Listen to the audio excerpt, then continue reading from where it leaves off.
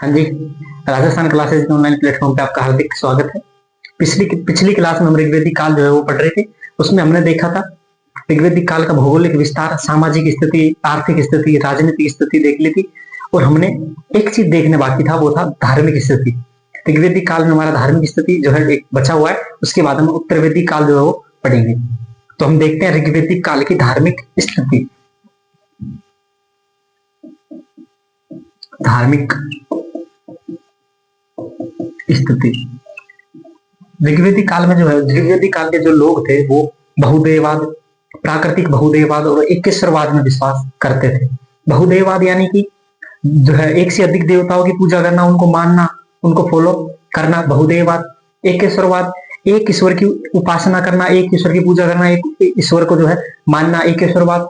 और प्राकृतिक बहुदेववाद, प्राकृतिक बहुदेववाद का मतलब होता है कि यानी प्रकृति से जो चीजें जुड़ी हुई हैं, जैसे वर्षा हो गई, आंधी हो गई, तूफान वगैरह ये हो गए, पृथ्वी है, इनको जो है पूजना प्राकृतिक बहुदेववाद जो है कहलाता है। जैसे हमने देखा धार्मिक स्थिति में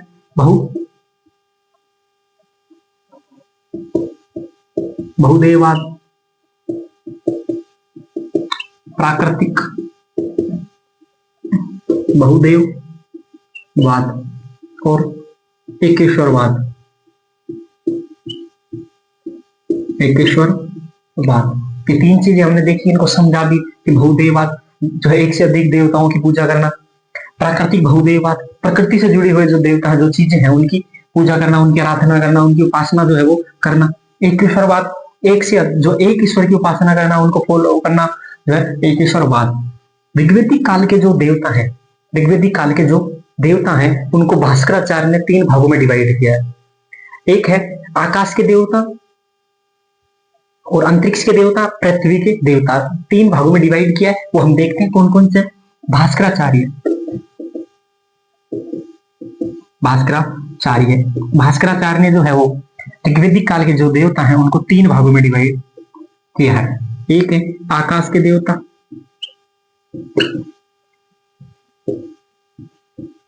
आकाश के देवता, दूसरे हैं अंतरिक्ष के देवता, अंतरिक्ष के देवता, तीसरे हैं पृथ्वी के देवता,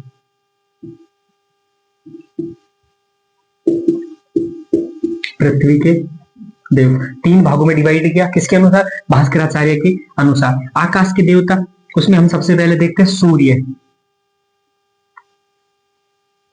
वरुण, मित्र,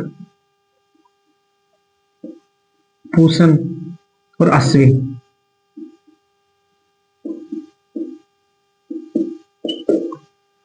दूसरे जो देवता हैं वो है अंतरिक्ष के देवता। इनमें जो है हम देखेंगे इंद्र, रुद्र, यम, प्रजापति, मरुत, वायु, ये है अंतरिक्ष के देवता। तीसरे हैं पृथ्वी के देवता, उसपे हैं सोम, अग्नि, पृथ्वी, सरस्वती और बृहस्पति। हमने तीन भागों में डिवाइड किया। आकाश के देवता, पृथ्वी के देवता और अंतरिक्ष के देवता। पृथ्वी के देवता वे देवता जो पृथ्वी पर निवास करते हैं, जैसे सोम देवता भुजवंत पर्वत पर रहते हैं, अग्नि पृथ्वी पे है, पृथ्वी से जुड़ी हुई है, पृथ्वी खुद जो है वो क्या है, देवता के रूप में पूजा जाता है, सरस्वती नदियों की देवी जो है वो। और बृहस्पति, अंतरिक्ष के देवता इंद्र, रुद्र, यम, प्रजापति, मरुत और वायु। आकाश के देवता सूर्य, वरुण, मित्र, पूषण, अश्विन। अश्विन जो है वो ऋग्वेदिक काल में वैद्य जो है वो वैद्य था, सॉरी वैद्य थे। अश्विन देवता क्या थे? वैद्य जो थे। तो हमने देखा बहुदेववाद, प्राकृतिक बहुदेववाद और एकेश्वरवाद। भास्कराचार्य ने ऋग्वेदिक काल के देवता को तीन भागों में डिवाइड किया, आकाश के देवता, अंतरिक्ष के देवता और पृथ्वी के देवता। तो अब हम देखते हैं एक एक जो है वो आगे थोड़ा पढ़ते हैं।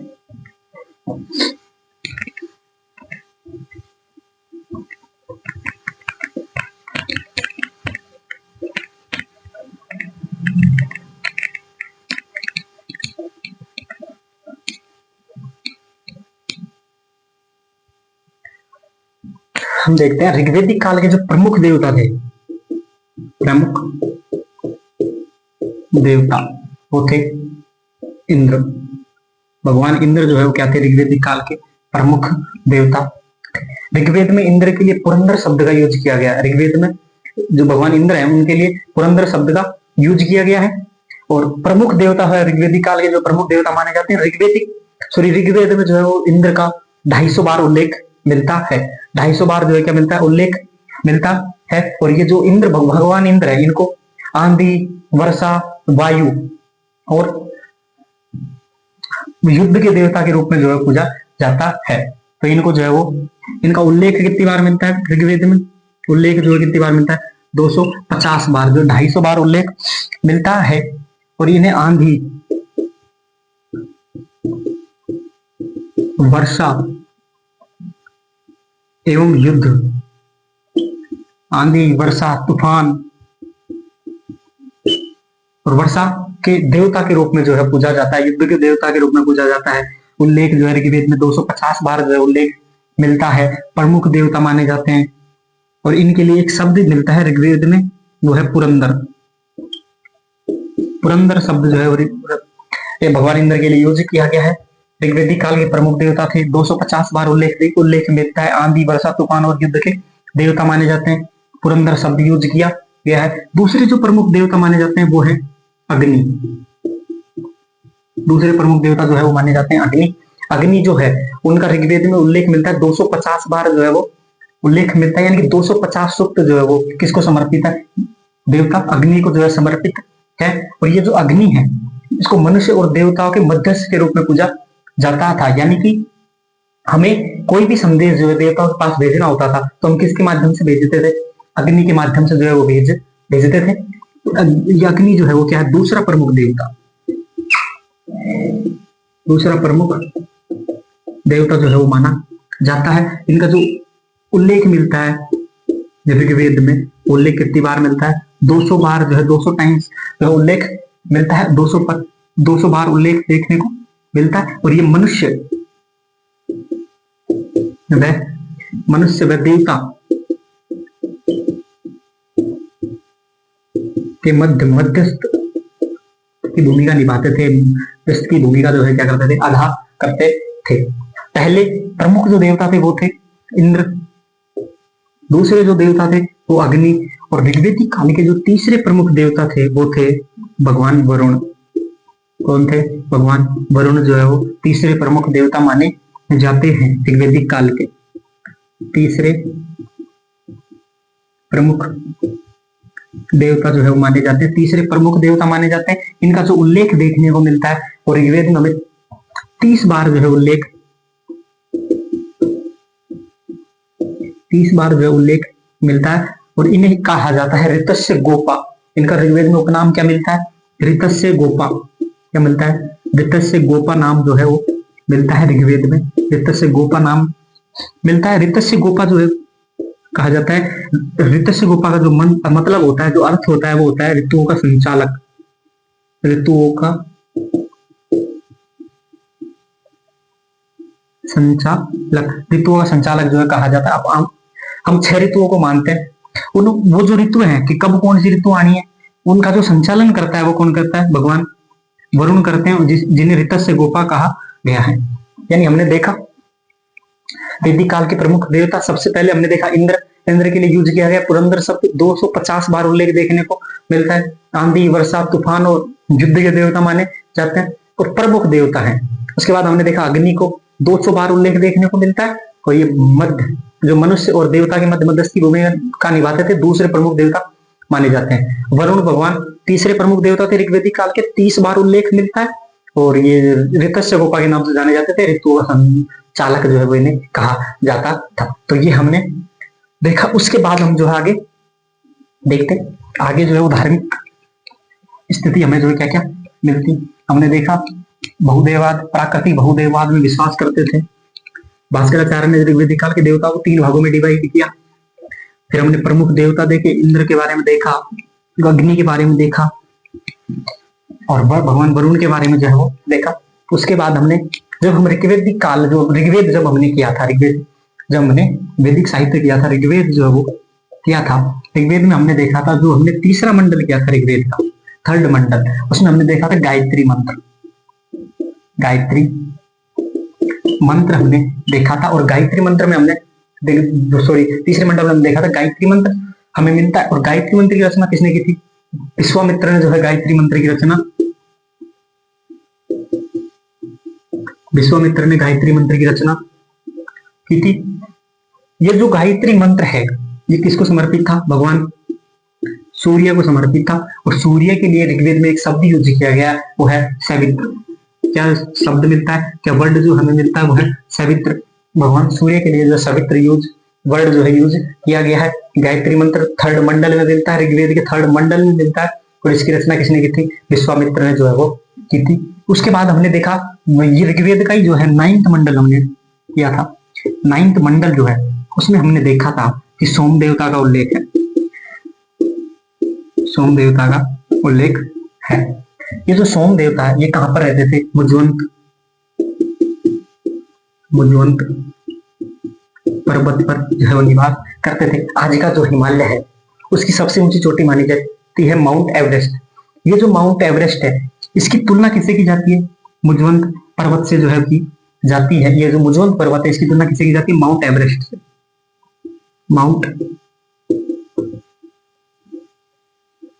माउंट एवरेस्ट से जो इसकी तुलना की जाती है। और सोम देवता जो है वो मुजवंत पर्वत पर निवास करते थे। हमने देखा सरस्वती जो है वो क्या मानी जाती है? नदियों की देवी मानी जाती है। नदियों की देवी जो है वो कहा जाता है। कब? ऋग्वेदिक काल में। जब हम उत्तर वैदिक काल जो है पढ़ेंगे उसमें हम देखेंगे ये जो सरस्वती है इसको विद्या की देवी जो है वो कहा जाएगा। तो हमने देखी धार्मिक स्थिति में हमने सबसे पहले देखा था कि ऋग्वेदिक कालिक जो लोग थे वो बहुदेववाद, प्राकृतिक बहुदेववाद और एकेश्वरवाद में विश्वास करते थे। भास्कराचार्य ने ऋग्वेदिक काल के जो देवता थे उनको 3 भागों में डिवाइड किया। आकाश के देवता, अंतरिक्ष के देवता और पृथ्वी के देवता, 3 भागों में जो डिवाइड किया। उसके बाद हमने प्रमुख देवता पढ़े, इंद्र के बारे में पढ़ा। उसके बाद हमने पढ़ा अग्नि के बारे में पढ़ा, वरुण के बारे में पढ़ा। उसके बाद हमने देखा जो थर्ड मंडल है उसमें गायत्री मंत्र का उल्लेख मिलता है, रचना विश्वामित्र ने की थी, भगवान सूर्य को समर्पित है। और ऋग्वेद में जो शब्द मिलता है वो है सवित्र। उसके बाद हमने 9th मंडल देखा। 9th मंडल जो है भगवान सोम देवता को समर्पित है। और जो मुजवंत पर्वत पर मिलता है, जो मुजवंत पर्वत पर रहते थे, और इसकी तुलना जो आज का जो माउंट एवरेस्ट है उससे की जाती है। सरस्वती जो ऋग्वेदिक काल में नदियों की देवी के रूप में पूजा जाता है। और ये जो है उत्तर वैदिक काल में जो सरस्वती को क्या कहा जाएगा? विद्या की देवी कहा जाएगा। एक हमने देखा पूषण, ये जो क्या है? पशुओं के देवता। ऋग्वेदिक काल में इन्हें किसके रूप में पूजा जाएगा? पशुओं के देवता के रूप में जो है पूजा जाएगा। तो ये क्या हो गई हमारी धार्मिक स्थिति हमने देखी। ये हमारा जो है क्या हो गया? ऋग्वेदिक काल जो है टॉपिक जो था हमारा वो हो गया कंप्लीट। हमने भौगोलिक स्थिति देखी, सामाजिक स्थिति देखी, आर्थिक स्थिति देखी, राजनीतिक स्थिति देखी, उसके बाद धार्मिक स्थिति वो हमने देखी। अब हम जो है उत्तर वैदिक काल शुरू करेंगे। उत्तर वैदिक काल जो है उसका हमने टाइम पीरियड, जब हमने वैदिक काल शुरू किया था तब हमने देखा था कि वैदिक सभ्यता जो है, वैदिक काल जो है उसको 2 भागों में डिवाइड किया जाता है। तो हमने देखा उत्तर वैदिक काल जब हमने पढ़ा था तब हमने देखा था कि उत्तर वैदिक काल जो है उसका टाइम पीरियड क्या था? उसका टाइम पीरियड था 1000 से 600 BC। इसका जो टाइम पीरियड था वो था 1000 से 600 BC। इसका जो टाइम पीरियड माना जाता है वो माना जाता है 1000 से 600 BC इसका टाइम पीरियड माना जाता है। 1000 जो है इसमें अतरंजी खेड़ा एक जगह पड़ती है, वहां से हमें क्या मिले? लोहे के साक्ष्य। वो साक्ष्य कब के? 1000 BC के आसपास के जो साक्ष्य है। यह कारण जो है वो 1000 BC जो है उसके आगे का जो टाइम पीरियड है उसको कहा जाने लगा उत्तर वैदिक काल। उसको क्या कहा जाने लगा? उत्तर वैदिक काल जो है वो कहा जाने लगा। इसका जो टाइम पीरियड था वो 1000 से 600 BC। अतरंजी खेड़ा जो है उससे हमें क्या मिले? लोहे के साक्ष्य जो है वो मिले। और ये साक्ष्य कब के? 1000 BC के आसपास के। इस कारण इसका जो इससे जो आगे का समय है उसको उत्तर वैदिक काल के रूप में जाना जाता है। उत्तर वैदिक काल जो है इसकी जानकारी हमें मिलती है। हमने देखा ऋग्वेदिक काल जो था उसको क्यों कहा जाता था ऋग्वेदिक काल, क्योंकि उसकी जानकारी ऋग्वेद से हमें मिलती थी। ये जो उत्तर वैदिक काल है इसकी जानकारी हमें मिलती है यजुर्वेद से, यजुर्वेद से। उसके बाद सामवेद से, सामवेद, यजुर्वेद, सामवेद, अथर्ववेद, अथर्ववेद, इन तीनों से जो है जानकारियां उत्तर वैदिक काल की मिलती हैं। इसके बाद हमने वैदिक साहित्य पढ़ा था, उसमें हमने देखा था ऋग्वेद किए थे, वेदों में ऋग्वेद से ऋग्वेदिक काल की जानकारी। ये तीनों जो वेद है यजुर्वेद, सामवेद और अथर्ववेद, इनसे कहीं की उत्तर वैदिक काल की जानकारी मिलती है। उसके बाद हमने देखे थे ब्राह्मण ग्रंथ, ब्राह्मण ग्रंथ। उसके बाद हमने देखे थे आरण्यक ग्रंथ। उसके बाद हमने देखे थे उपनिषद। क्या देखे थे? उपनिषद जो हमने देखे थे। इनसे भी जो है कहीं की जानकारी मिलती है, उत्तर वैदिक काल की जानकारी जो है वो मिलती है। तो हम ये देख लिया। अब हम देखते हैं भौगोलिक स्थिति। उत्तर वैदिक काल जो था इस समय आर्य का विस्तार जो है कहां तक देखने को जो है वो मिलता है।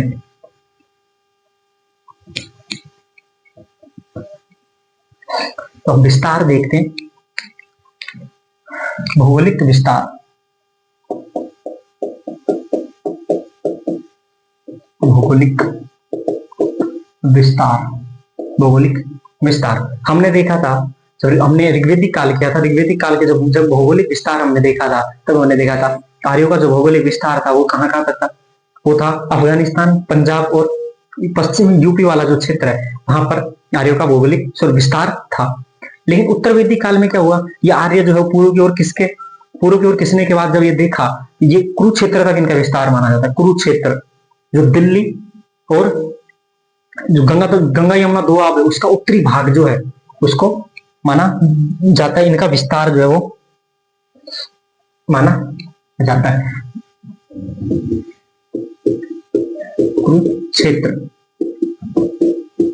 दिल्ली, हरियाणा वाला जो क्षेत्र है, दिल्ली और हरियाणा वाला जो क्षेत्र है, प्लस गंगा यमुना दोआब जो क्षेत्र है, गंगा यमुना दोआब जो क्षेत्र है उसका उत्तरी भाग, नॉर्दर्न पार्ट, उत्तरी भाग जो है उसमें आर्यों का विस्तार माना जाता है। हमने देखा कि ऋग्वेदिक काल जब हमने भौगोलिक विस्तार जब हमने किया था, हमने देखा कि सोम देवता कहाँ रहते थे, मुजवंत पर्वत पर। मुजवंत पर्वत जो हिमालय के पश्चिम हिमालय की एक चौथी है मानी जाती है।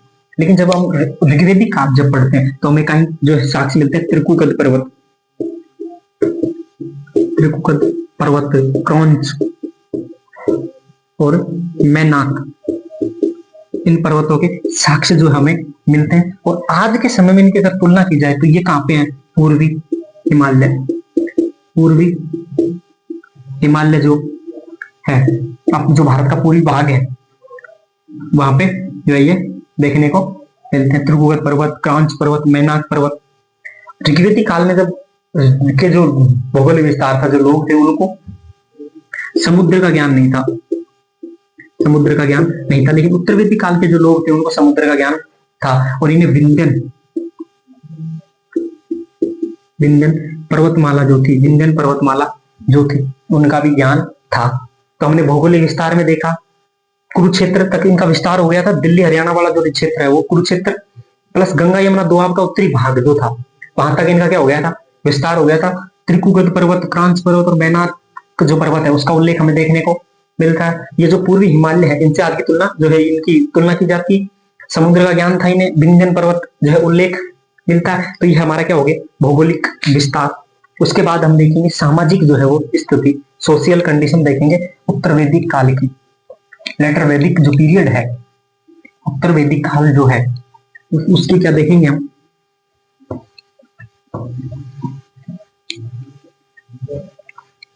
हम देखेंगे सामाजिक स्थिति, सोशल कंडीशन, सामाजिक स्थिति।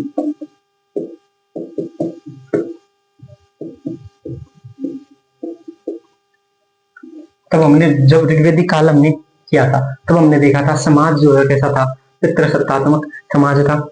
यूनिट कैसी, उनकी जो फंडामेंटल जो मूलभूत सबसे छोटी जो प्रशासन की इकाई होती थी वो क्या होती थी, परिवार। परिवार जो है वो होती थी। समाज कैसा था, पितृ सत्तात्मक, पैटर्नल सोसाइटी, पितृसत्तात्मक जो है क्या था, समाज था। और यूनिट जो परिवार की जो सबसे छोटी यूनिट होती थी समाज की वो कैसी क्या होती थी, परिवार। ये परिवार जो है होती थी।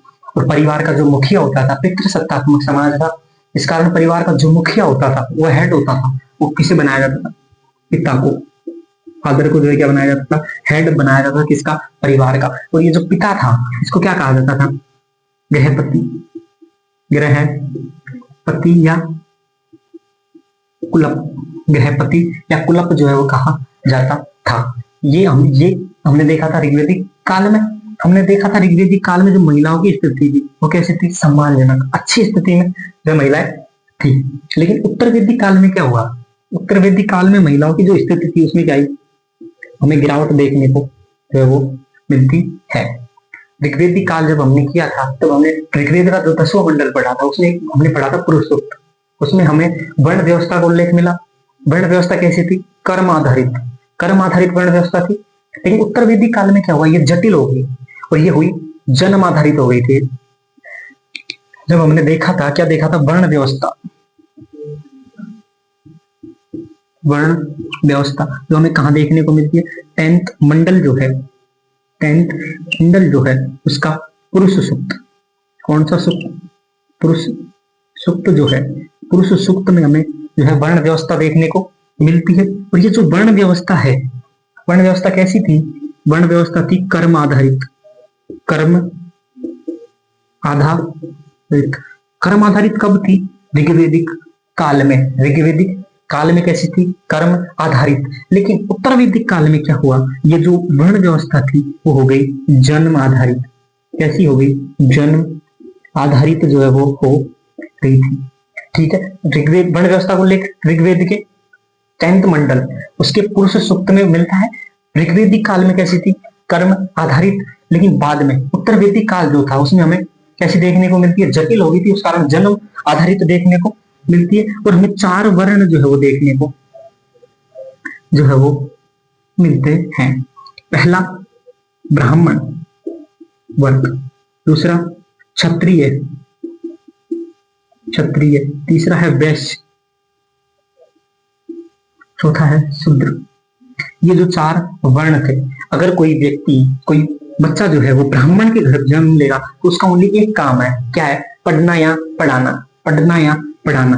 क्षत्रिय है जो है उसका काम क्या है, क्षत्रिय कोई वर्ग में जन्म लेगा तो उस बच्चे का काम है सेना में शामिल होना और रक्षा करना। वैश्य जो है, कोई वैश्य के घर जन्म लेगा तो उसका काम है एग्रीकल्चर करना या व्यापार, व्यापार कर लो या क्या कर लो, कृषि जो है वो कर लो, तीसरा कोई काम नहीं करने का। उसके बाद शूद्र, शूद्र जो है उसका काम क्या है, ये तीनों की क्या करनी है, आपको सेवा जो है वो करनी है। शूद्र के घर कोई जन्म लेगा तो उसका काम क्या है, तीनों की सेवा करना। और ये जो तीनों है, ब्राह्मण, क्षत्रिय, वैश्य, ये जो है इनको क्या कहा जाता है, द्विज जो है वो कहा जाता है, द्विज जो है वो कहा जाता है। टैक्स देने का जो अधिकार केवल किसको, किसके पास था, टैक्स देने का जो अधिकार था वो, टैक्स कौन देता था, टैक्स देता था वैश्य जो वर्ग था वो टैक्स देगा। ब्राह्मण वर्ग टैक्स नहीं देगा, क्षत्रिय वर्ग जो है वो टैक्स नहीं देगा, वैश्य जो है वो टैक्स देंगे, लेकिन शूद्र वर्ग जो है वो टैक्स नहीं देगा। शूद्र वर्ग टैक्स कहां से देगा, क्योंकि वो तो सेवा में लगा रहता है, बेगार जो है वो वगैरह ये चीजें होती थी। हमने देखा सामाजिक स्थिति पितृसत्तात्मक समाज था, परिवार इसकी फंडामेंट जो इकाई होती थी, पिता हेड होता था, गृहपति कुलप जो है कहा जाता था। महिलाओं की स्थिति जो थी उसमें गिरावट देखने को मिली। ऋग्वेद का हमने 10th मंडल किया तो उसमें पुरुष सूक्त पढ़ा, उसमें हमने देखा वर्ण व्यवस्था मिलती है। ऋग्वेदिक काल में कर्म आधारित थी, लेकिन उत्तर वैदिक काल में कैसी हुई, जन्म आधारित हो गई थी। हमने 4 वर्ण पढ़े, ब्राह्मण, क्षत्रिय, वैश्य और शूद्र। वैश्य जो है वो व्यापार करते थे, एग्रीकल्चर, ब्राह्मण पढ़ने पढ़ाने का काम करते, क्षत्रिय रक्षा करने का काम करते, शूद्र जो है वो तीनों की सेवा करते थे। ब्राह्मण, क्षत्रिय, वैश्य इनको क्या कहा जाता था, द्विज जो कहा जाता था। टैक्स देने का अधिकार जो किसका था, वैश्य उन्हें टैक्स दिया करते थे। उसके बाद हम देखते हैं आगे, ये जो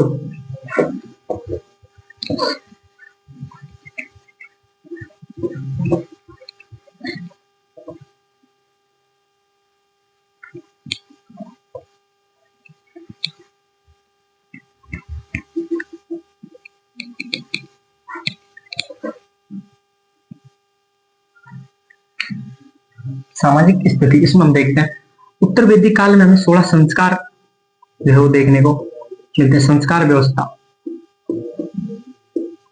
व्यवस्था हमें देखने को मिलती है। उसके बाद हमें 4 जो है क्या मिलते हैं, आश्रम व्यवस्था। आश्रम व्यवस्था में देखने को मिलती है, क्या मिलती है, आश्रम व्यवस्था में देखने को। आश्रम कितने थे, जो 4 प्रकार के जो आश्रम देखने को मिलते हैं। 16 संस्कार व्यवस्था देखने को मिलती है, 4 आश्रम आश्रम व्यवस्था देखने को मिलती है। कितने थे, 4 थे। उसके बाद हमने देखा था जो है वो पुरुषार्थ व्यवस्था। पुरुषार्थ व्यवस्था में देखने को मिलती है। पुरुषार्थ कितने थे, पुरुषार्थ भी जो है वो 4 माने जाते थे। 16 संस्कार कौन कौन से थे, वो थे, एक था संस्कार गर्भाधान, पुंसवयन, सीमंतनयन, जात कर्म, नामकरण, निष्कर्मण, अन्नप्राशन, चूड़ाकर्म, कर्णवेद, विद्यारंभ, उपनयन, वेदारंभ, केशांत, समावर्तन, विवाह और अंत्येष्टि। ये 16 संस्कार जो हमें देखने को मिलते हैं। 4 आश्रम जो है वो देखने को मिलते हैं। 4 आश्रम कौन कौन से थे, एक था ब्रह्मचर्य, दूसरा जो आश्रम था वो था गृहस्थ, तीसरा था वानप्रस्थ और चौथा जो आश्रम था वो था संन्यास आश्रम माना जाता है। और ये जो आश्रम व्यवस्था थी, आश्रम व्यवस्था के अनुसार व्यक्ति की जो औसत आयु थी वो कितनी थी, 100 वर्ष जो है वो मानी जाती थी। व्यक्ति की जो औसत आयु मानी जाती है वो कितनी मानी जाती थी, 100 वर्ष जो है वो मानी जाती थी। और 100 वर्ष जो है उसको सीधे सीधे जो है 4 भागों में डिवाइड किया हुआ है, 0 से 25, 26 से 50, 51 से 75 और 76 से 100, इन 4 भागों में डिवाइड किया है। उसके बाद पुरुषार्थ व्यवस्था, पुरुषार्थ भी कितने थे, 4, एक था धर्म, अर्थ, काम, चौथा है मोक्ष। धर्म, अर्थ, काम और मोक्ष। 16 संस्कार व्यवस्था में देखने को मिली। आश्रम व्यवस्था देखने को मिली, आश्रम कितने थे, 4, ब्रह्मचर्य, गृहस्थ, वानप्रस्थ और संन्यास। उसके बाद पुरुषार्थ व्यवस्था में देखने को मिली धर्म, अर्थ, काम और मोक्ष।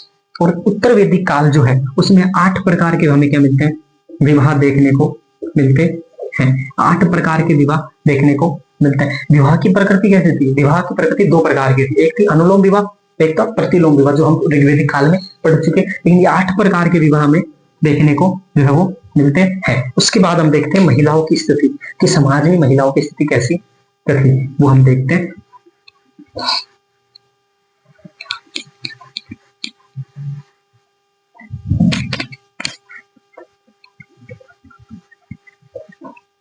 हमने ऋग्वेदिक काल में जब किया था तब हमने देखा था कि महिलाओं को जो है वो उपनयन संस्कार था। अभी हमने देखा 16 संस्कारों में उपनयन जो संस्कार था उसका अधिकार था, यानी कि जनेऊ धारण करने का अधिकार था ऋग्वेदिक काल में। ये हमने ऋग्वेदिक काल में किया था। महिलाओं को राजनीति में भाग लेने का अधिकार था, राजनीति में भाग लेने का अधिकार था, शिक्षा का अधिकार था और संपत्ति में जो हिस्सा दिया जाता था। उपनयन का संस्कार का अधिकार था, राजनीति में भाग लेने का अधिकार था, शिक्षा का अधिकार था, संपत्ति में जो अधिकार दिया जाता था। लेकिन उत्तर वैदिक काल की बात करें, ना तो इनको उपनयन संस्कार करने का अधिकार था, ना राजनीति में भाग लेने का अधिकार था, ना शिक्षा ग्रहण करने का अधिकार था, ना संपत्ति में हिस्सा दिया जाता था, और ना ही महिलाएं जो है यज्ञों में भाग जो लेती थी। ऋग्वेदिक काल में भाग लेती थी, लेकिन उत्तर वैदिक काल जो है उसमें भाग लेने का अधिकार जो नहीं था। लेकिन ये जो शिक्षा है, शिक्षा जो ग्रहण करने का अधिकार नहीं था, लेकिन हमें कुछ जो है वो विदुषी महिलाओं का उल्लेख देखने को मिलता है। जैसे एक है गार्गी, एक है मैत्रेयी, गार्गी, मैत्रेयी और वेदवती। वेदवती, कासकृत, कासकृत शनि। ये जो महिलाएं हैं, ये जो विदुषी महिलाएं हैं, इनका हमें क्या मिलता है? उल्लेख मिलता है। शिक्षा ग्रहण करने का अधिकार नहीं था, लेकिन ये जो विदुषी महिलाओं का उल्लेख जो हमें मिलता है, ये महिलाओं की स्थिति, लोग जो थे उत्तर वैदिक काल के, वो शाकाहारी मांसाहारी दोनों प्रकार का भोजन करते थे, सूती ऊनी और चमड़े के वस्त्र धारण किया करते थे। ये जो उत्तर वैदिक काल था, इसमें हमें जाति प्रथा, वर्ण व्यवस्था के साक्ष्य मिलते हैं। जाति आधारित हो गई थी, जन्म आधारित हो गई थी। हमें सती प्रथा के साक्ष्य नहीं मिलते, दहेज प्रथा के साक्ष्य नहीं मिलते, बाल विवाह के साक्ष्य नहीं मिलते। ऐसी जो कुप्रथाएं थी, इनके हमें साक्ष्य जो नहीं मिलते। ये हो गई हमारी सामाजिक स्थिति। उसके बाद जो हम देखते हैं आर्थिक स्थिति। जब हमने ऋग्वेदिक काल की आर्थिक स्थिति देखी थी, तब हमने देखा था जब अर्थव्यवस्था जो थी ऋग्वेदिक काल की, वो उसके दो क्षेत्र थे। प्राथमिक क्षेत्र जो था वो पशुपालन का था, और द्वितीय जो क्षेत्र था वो एग्रीकल्चर का था। पशुपालन में घोड़ा, गाय, भैंस, भेड़, बकरी, ऊंट नहीं, घोड़ा, गाय, भैंस, भेड़, बकरी, इनका पालन किया करते थे। और एग्रीकल्चर में जो है वो, एग्रीकल्चर का साक्ष्य हमें कहां से मिलता है? फोर्थ जो मंडल ऋग्वेद का, वहां से मिलता है। और एग्रीकल्चर जो है उसके लिए 3 शब्द यूज किए गए, उर्दर, धन्य और संपत्ति जो है वो वर्ड यूज किए गए हैं। उत्तर वैदिक काल की जो अर्थव्यवस्था थी, अर्थव्यवस्था, उत्तर वैदिक काल की जो अर्थव्यवस्था थी, ये जो उत्तर वैदिक काल की अर्थव्यवस्था थी, इसके 2 सेक्टर थे। हमने ऋग्वेदिक काल में 2 सेक्टर किए थे, और उत्तर वैदिक काल में भी हम 2 सेक्टर देखते हैं। ये जो प्राथमिक, और ये जो है वो है द्वितीयक, सेकेंडरी, द्वितीयक। ये है प्राथमिक, प्राइमरी, और दूसरा है द्वितीयक। प्राइमरी जो था ऋग्वेदिक काल का, हमने किया था पशुपालन, यहां हम करते हैं एग्रीकल्चर, क्योंकि अब हम आगे थोड़ा सा देखेंगे। और द्वितीयक जो है वो है पशुपालन। ये जो ऋग्वेदिक काल में प्राइमरी सेक्टर था, और उत्तर वैदिक काल में क्या हो गया था? सेकेंडरी सेक्टर था। राजा के पास एक निश्चित क्षेत्र हो गया था, वहां जो है एग्रीकल्चर करता था, और एग्रीकल्चर करवाता था किसानों से, टैक्स लेता था नियमित, जो उपहार स्वरूप जो टैक्स होता था। उत्तर वैदिक काल में क्या हो गया? रेगुलर जो है टैक्स हो गया। एक टैक्स था उत्तर ऋग्वेदिक काल में, वो था बलि, जो उपहार स्वरूप दिया जाता था। लेकिन ये क्या हो गया? उत्तर वैदिक काल में जो है क्या हो गया था? नियमित जो है टैक्स वो गया था, नियमित जो है वो गया था। यहाँ हमने देखा। इसके बाद वही हमने जो ऋग्वेदिक काल में किया था, हमें शिल्पी जो है मिलते हैं, सूत्रकार मिलता है, चर्मकार मिलता है, बढ़ई वगैरह जो है वो मिलते हैं। तो ये हमने देखा था। उसके बाद हम देखते हैं वो है राजनीतिक स्थिति।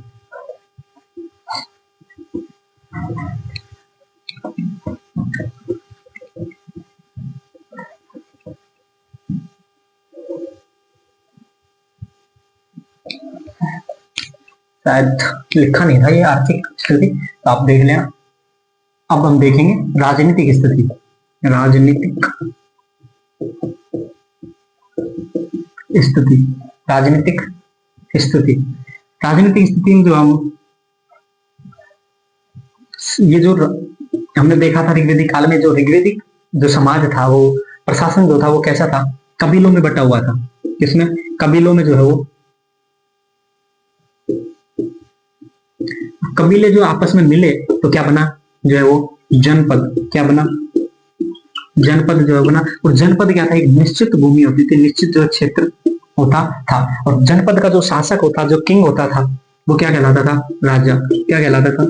राजा जो है कहलाता था। हमने देखा था ऋग्वेदिक काल में, जब राजा जो है उसको एक समिति होती थी, वो नियुक्त जो है वो करती थी, और नियुक्त करती थी, उसको नियंत्रण करती थी, उसको हटाने का काम कौन करती थी? समिति करती थी। लेकिन उत्तर वैदिक काल में क्या हुआ? ये जनपद जो है निश्चित क्षेत्र बन गया, और निश्चित क्षेत्र का एक शासक हुआ, वो है राजा। और राजा का जो पद था वो कैसे हो गया था? वंशानुगत। वंशानुगत। राजा का पद जो है कैसे हो गया था? वंशानुगत हो गया था। और वंशानुगत जो हो गया था, तो राजा का क्या होगा? राज्याभिषेक। और राज्याभिषेक के समय जो है, राज्याभिषेक जो है, राज्याभिषेक के समय एक यज्ञ किया जाता था, और वो उस यज्ञ को कहा जाता था राजसूय। क्या कहा जाता था? राजसूय यज्ञ जो है वो कहा जाता था। ये राजसूय यज्ञ जो होता था, वो राज्याभिषेक के समय राजा जो है अपने मंत्रियों के घर जाकर जो है क्या करता था? भोजन किया करता था, और उनसे अनुमति लिया करता था, उनको उपहार दिया करता था, और अनुमति जो है वो लिया जाता था। फिर वो स्वीकार करते थे कि हाँ हमने इसको क्या मान लिया, जो है राजा मान लिया, तो जो वो होता था। तो राजा जो है अपने मंत्रियों को क्या, रत्नी मंत्री जो थे उनको क्या कहा जाता है, रत्नी, रत्नियों के घर जाकर जो है क्या करता था, भोजन करता था, उन्हें उपहार देता था और अनुमति देता था। ऋग्वेद उत्तर वेदिक काल में कितने मंत्री थे, रत्नी थे, 12 जो है रत्नी होते थे। ये जो भूमि थी इस पर राजा क्या करता था, एग्रीकल्चर जो है करवाता था, और एग्रीकल्चर करवाता था तो उत्पादन होता था, और उत्पादन में जो फिक्स हिस्सा लिया करता था, एक निश्चित हिस्सा जो लिया करता था, उसको क्या कहते थे, बल्ली टैक्स जो क्या हो गया था, बल्ली जो टैक्स हो गया था। अब हम आगे जो है देखते हैं, एक ग्रंथ है हमारा, हमने ब्राह्मण ग्रंथ जब देखा था तो हमने देखा था ऐत्रेय ब्राह्मण।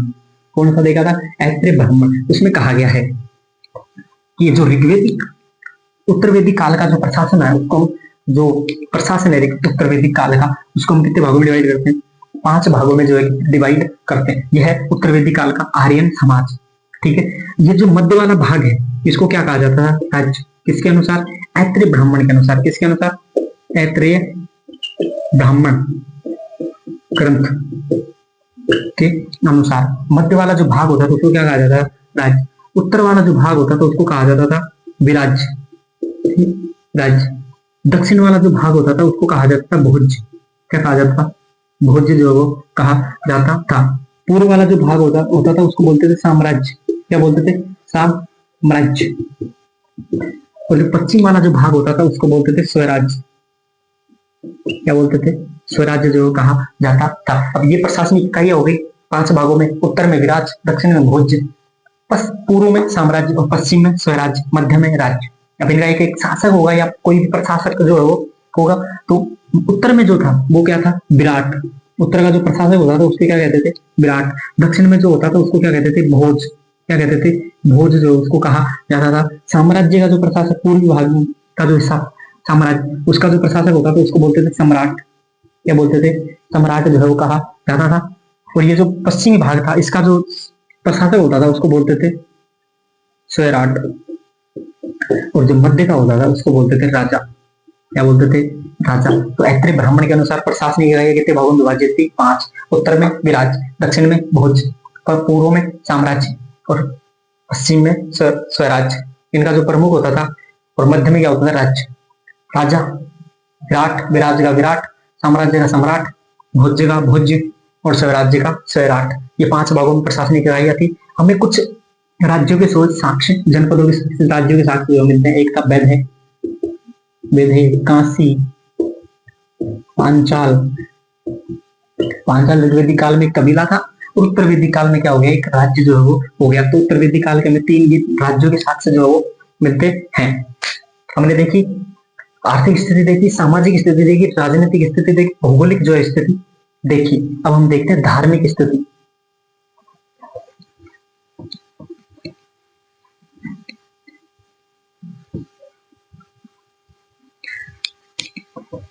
हमने ऋग्वेदिक काल की धार्मिक स्थिति की थी अभी इसी क्लास में शुरुआत में। तब हमने देखा था कि जो प्राकृतिक बहुदेववाद, देववाद, धार्मिक स्थिति,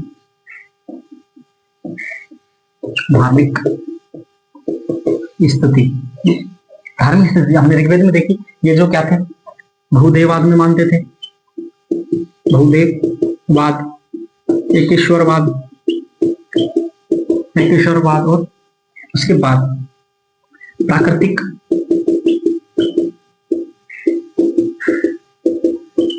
प्राकृतिक बहुदेववाद में जो है वो मानते, विश्वास करते थे। ये हमने अभी देखा।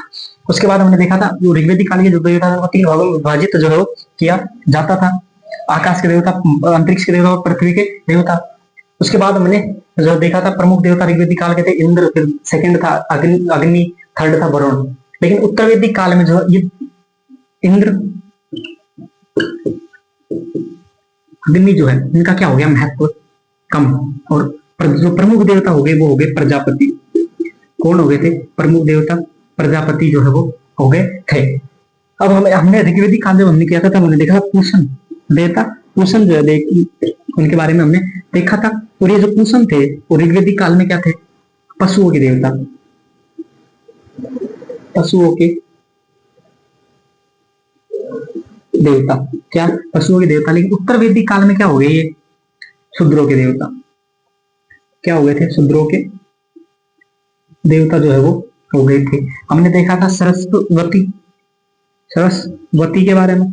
सरस्वती जो है क्या थी, नदियों की देवी, लेकिन उत्तर वैदिक काल में क्या हो गई, विद्या की देवी, विद्या की देवी क्या हो गई, विद्या की जो देवी हो गई। तो ये हो गई हमारी धार्मिक स्थिति, जो ये हो गया हमारा उत्तर वैदिक काल जो है कंप्लीट हो गया। अब हम देखते हैं कुछ एक दो जो है वो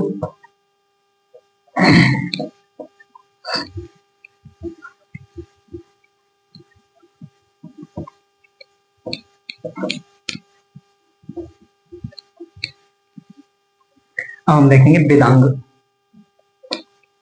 क्या देखेंगे, वेदांग ग्रंथ जो है वो देखेंगे। वेदांग, ये जो वेदांग है, जब हमने ऋग्वेदिक काल किया, सॉरी ये जो ऋग्वेदिक काल किया, उत्तर वैदिक काल किया, तब हमने वैदिक साहित्य जो देखा, हमने देखा वेद, ब्राह्मण, आरण्यक और उपनिषद, इनको वैदिक साहित्य कहा जाता है। ये वैदिक साहित्य जो है ना, वो पढ़ने में थोड़े जटिल है, इनको समझना आसान नहीं है।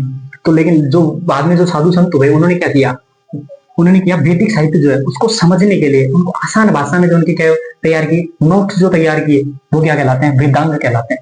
वैदिक साहित्य को समझने के लिए, किसको समझने के लिए, वैदिक साहित्य जो है, वैदिक साहित्य को समझने के लिए, वैदिक साहित्य को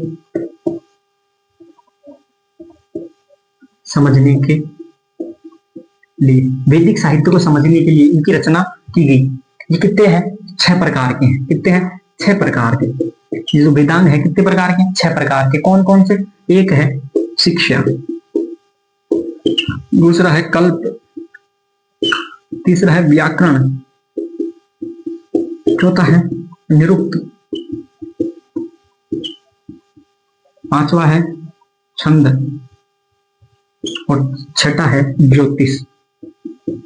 ज्योतिष।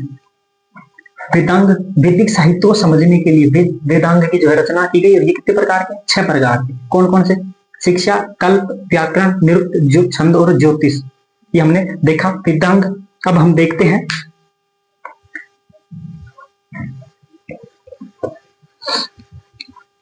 पुराण।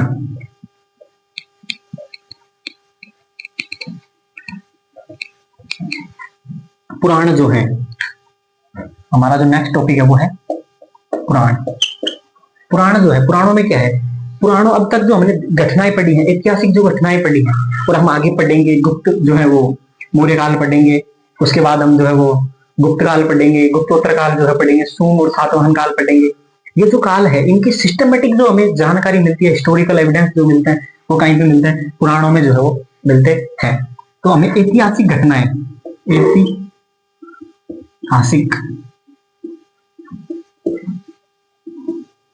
घटनाओं की जानकारी, ऐतिहासिक घटनाओं की क्या मिलती है, जानकारी। और वो कैसे मिलती है, जो है वो सिस्टमेटिक, समयबद्ध तरीके से,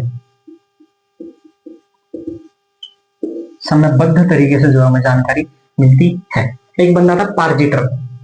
पारजीटर ने सर्वप्रथम जो पुराणों का महत्व बताया था, पुराणों का क्या बताया था, महत्व किसने बताया था, पारजीटर। पारजीटर एक बंदा था, पारजीटर ने जो है क्या कहा, पुराणों के महत्व के बारे में जो है बताया था। हमने देखा पुराणों की संख्या कितनी है, पुराण है 18। पुराण की संख्या कितनी है, अब पुराण जो है वो 18 है। सबसे प्राचीन जो पुराण है, सबसे प्राचीन जो है वो है मत्स्य पुराण। मत्स्य पुराण जो है सबसे प्राचीन पुराण है, और इससे हमें शुंग और सातवाहन वंश की जानकारी मिलती है। शुंग व सातवाहन वंश की जानकारी जो हमें मिलती है। एक है विष्णु पुराण। विष्णु पुराण जो है उससे हमें मौर्य काल, जो हम आगे पढ़ेंगे मौर्य काल की जानकारी हमें विष्णु पुराण से मिलती है। एक है वायु पुराण से हमें जानकारी जो किसकी मिलेगी, गुप्त काल की। किसकी, गुप्त काल की। ये भी जो हमें कब पढ़ना है, आगे जो है वो पढ़ना है। विष्णु पुराण से मौर्य काल की जानकारी मिलती है, वायु पुराण से गुप्त काल की जानकारी मिलती है। सबसे प्राचीन जो पुराण है, वो प्रमाणिक जो पुराण है, वो है मत्स्य पुराण। यहाँ से हमें सोम और सातवाहन वंश की जानकारी मिलती है। और जो बड़ा पुराण है, सबसे लंबा जो पुराण है, सबसे बड़ा जो पुराण है, सबसे बड़ा या लंबा जो पुराण है वो है स्कंद पुराण। कौन सा है? स्कंद पुराण जो है वो क्या है? सबसे बड़ा जो है पुराण माना जाता है। तो हमने देखा पुराण ऐतिहासिक घटनाओं की जानकारी देते हैं समयबद्ध तरीके से। सबसे पहले एक बंदा था पार्जिटर ने जो है वो महत्व बताया था। और सबसे प्राचीन जो पुराण माना जाता है वो मत्स्य पुराण माना जाता है, जिसे शुंग और सातवाहन वंश की जानकारी मिलती है। और विष्णु पुराण से मौर्य काल की जानकारी मिलती है, वायु पुराण से हमें गुप्त काल की जानकारी मिलती है, मत्स्य पुराण जो शुंग सातवाहन वंश की जानकारी देते हैं। सबसे बड़ा और लंबा जो पुराण है वो है स्कंद पुराण। उसके बाद हमने उससे पहले हमने किया था वेदांग। वेदांग जो है वो वैदिक साहित्य को आसान भाषा में समझने के लिए हमने वेदांग किए। वेदांग की संख्या कितनी है? 6। और कौन कौन से? शिक्षा, कल्प, व्याकरण, निरुक्त, ज्योतिष और छंद। ये हमने देखे। अब नेक्स्ट क्लास में जो हम देखेंगे महाकाव्य। जो महाकाव्य कौन कौन से हैं हम देखेंगे? महाभारत और रामायण। उसके बाद हम जो है वो कुछ ऐसे छोटे छोटे टॉपिक हैं 2-3, वो हम कवर करेंगे। उसके बाद हम नेक्स्ट जो हमारा टॉपिक रहेगा वो रहेगा महाजनपद काल, महाजनपद एरा जो है वो हम शुरू करेंगे। यहाँ तक जो हमने किया आप याद करते रहना, और आगे हम जो मिलते हैं कल नेक्स्ट क्लास में। धन्यवाद।